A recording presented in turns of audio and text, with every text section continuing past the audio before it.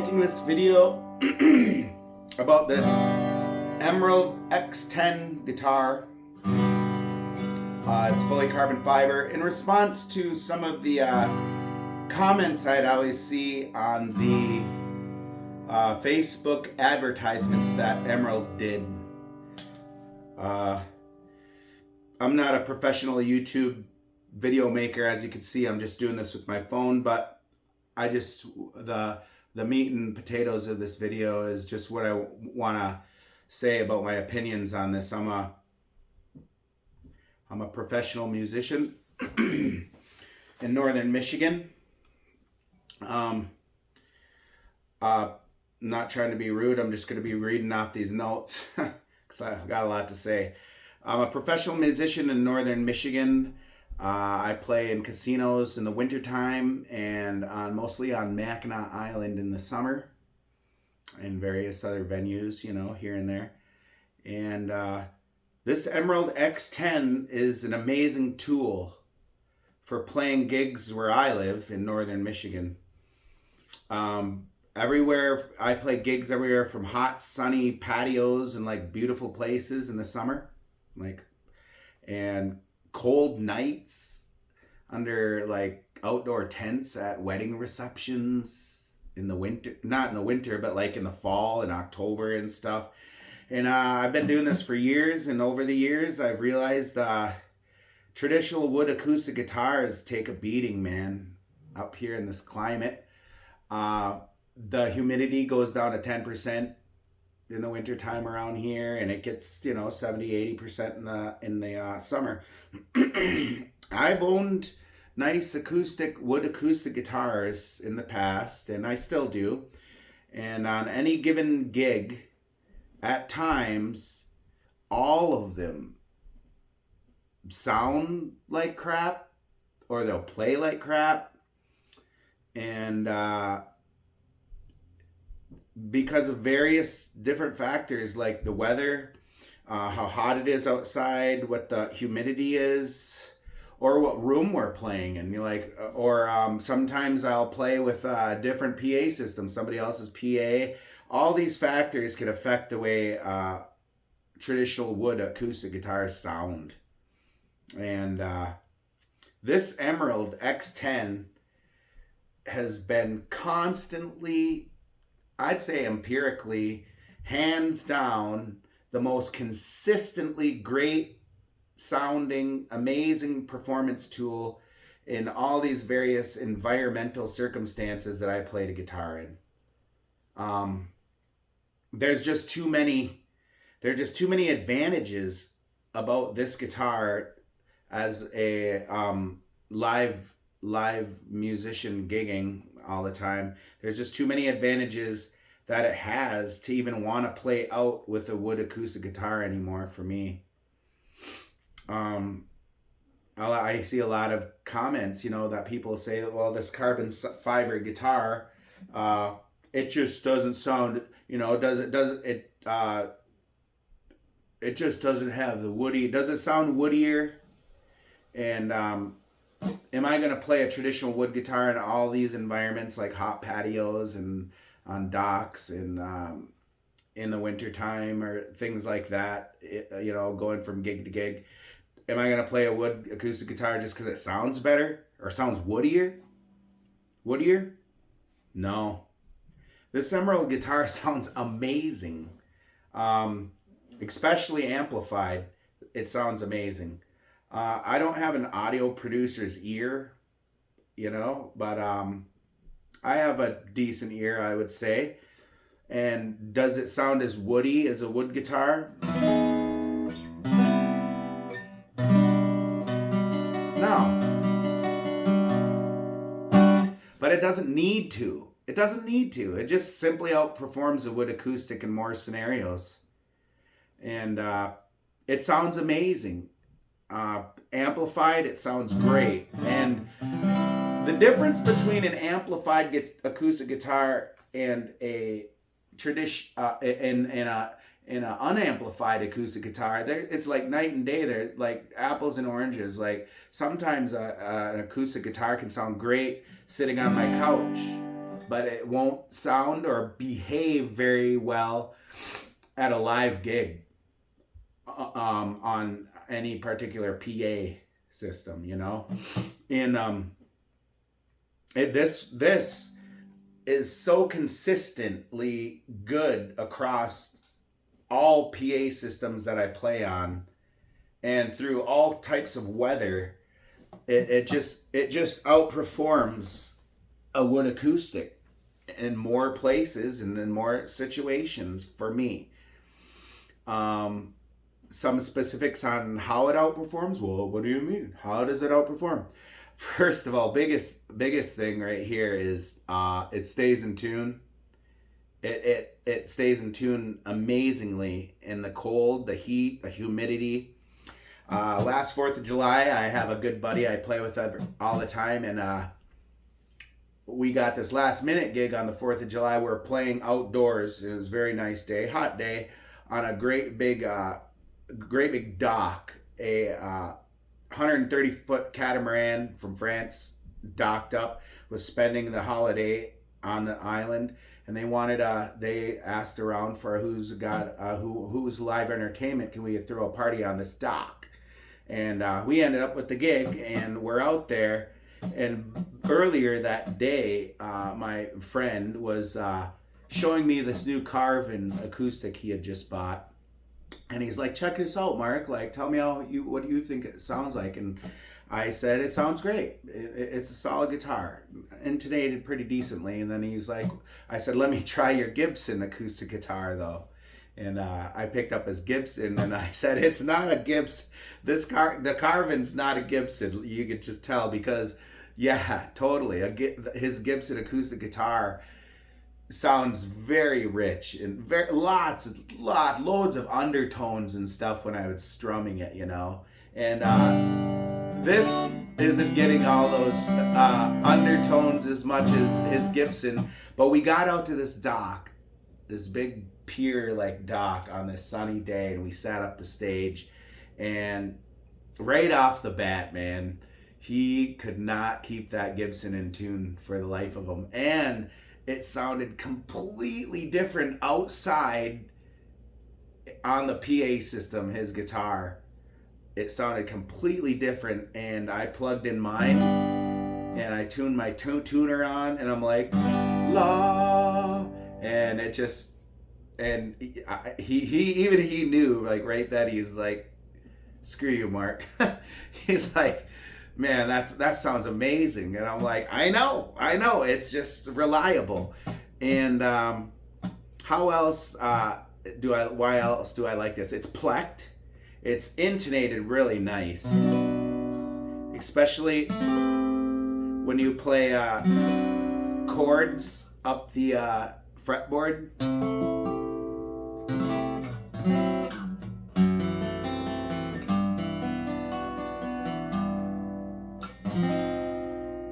And it's intonated really well. The battery life on this thing, man.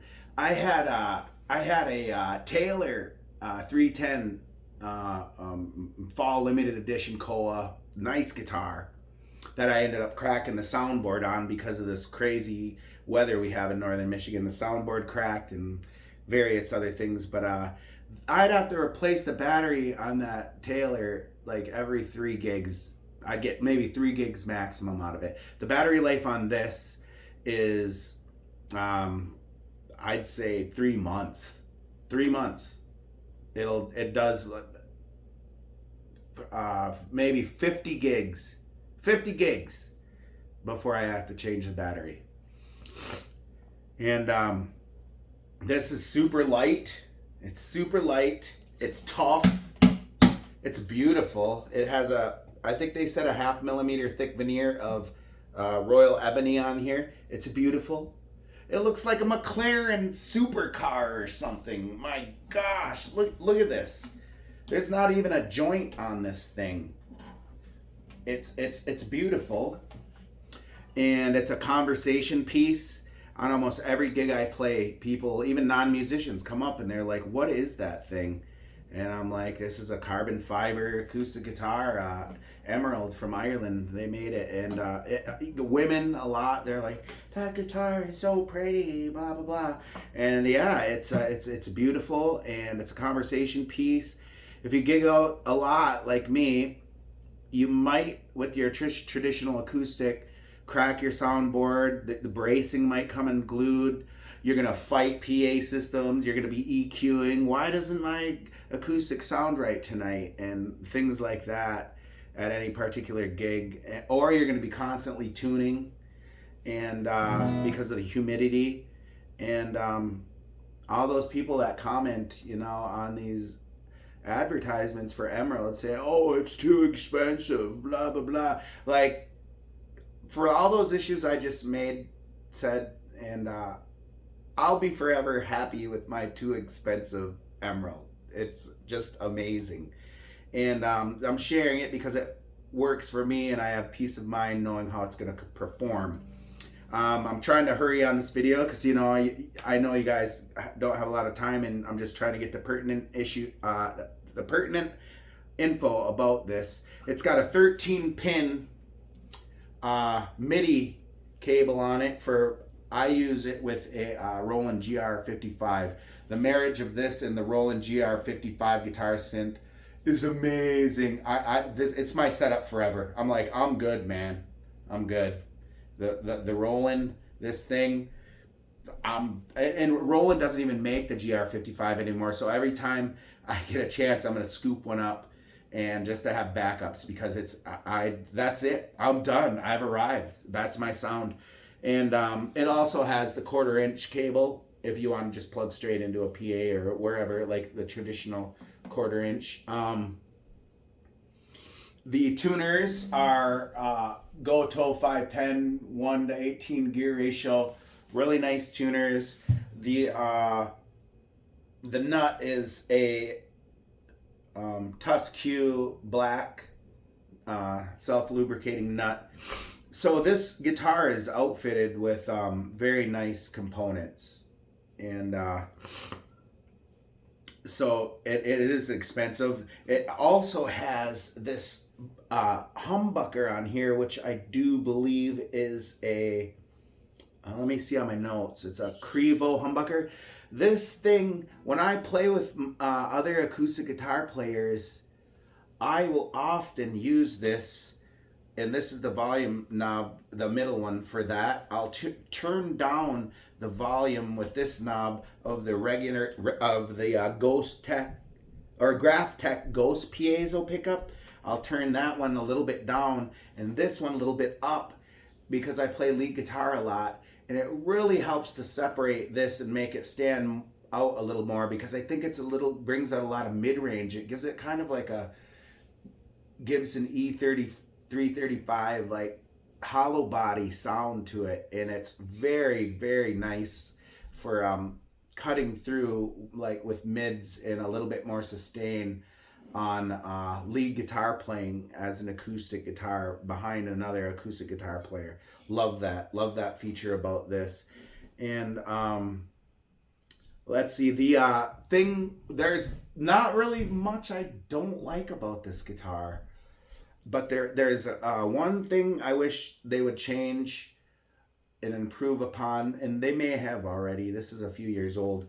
Is the saddle here. To change the strings, these strings, you put them down in there and you slide them forward in a notch, and you pull on it, and that's how you catch your strings in there. And to do that, to change the strings and put it down there and slide it in the notch, if you don't keep tension on your string the whole time while you're stringing it, it can come out of there and come unseated out of that slot. And it's kind of a tedious process to change the strings. It'd be nice to see them improve that to where you just put it through a hole and pull on it and the hole catches it, because I've had, it's a hard job to kind of like make sure those are seated the whole time while you're stringing, because they can even get strung like partially unseated, like almost pulled right out of there. And I just don't really like that system. And as far as anything else, the 3 switches here, I don't even end up using them. Well, I use this one all the time to toggle in between channels on my GR55, but the other 2 give you different configurations to where you can turn this one off or turn this one off, I think. See, I'm not even sure now. I just keep them all in this middle position because they're 3-way. I keep them in the middle, and I use the volume knobs to blend this and to blend this and to blend this with sounds coming out of my Roland GR55. Other than that, I think I covered all of this. Oh, the neck. The neck is pretty wide, almost to the point of being like a classical guitar, like kind of a really wide neck. I measured it here with the calipers, and at the nut I got 44.5 millimeters at the nut and 55.5 millimeters at the 12th fret. Excuse me. I couldn't get the thickness this way because of my strings, but the thickness on this neck seems very thin. Very thin. So it's wide and it's thin, but I do believe if you want to build your Emerald with their guitar builder, you can specify your preferred neck dimensions. I do believe, but don't quote me on that. I got this from Emerald off the shelf. Like, it was already built. I didn't have them custom build it. I just picked one out because I couldn't wait. I was impatient. But I can deal with the wide neck. It doesn't bother me. And it's the spring right now, so I'm getting ready to go back to the island and stuff. So I pulled this out of my garage, my cold garage, and I hadn't played it for a few months. And man, it was a nice feeling to pull it out of the garage, take it out, because I had forgotten how solid of a guitar this is, how just nice it is. It's just nice. When you get one of these in your hand, that's the feeling I get anyways. It's just a very stable tool. It's a very stable, nice instrument. Very well made, and it's stable. That's the adjective that comes to mind for me. As far as tuning, as far as playing, just stable. It's a stable guitar. And when you're playing out with a PA system, or you're tuning up with a tuner, because it doesn't have a built-in tuner. When you're tuning up with a tuner, this has significantly less like needle bounce than other guitars. Like it doesn't bounce. When you tune it into the middle, it barely bounces. It stays there. In other ones, if you hit the string hard or whatever, it'll dance all over that needle, and you gotta zone it in. But that goes back to what I'm saying about the stability of this guitar. It tunes very nicely. And yeah, I highly recommend these. I highly recommend these if you can afford them, the Emerald guitars. They're doing a super job over there. These are built very, very well. And if you're a gigging musician that needs to take your guitar out in the winter or whatever like that, in some harsh climates, this is just a very reliable instrument.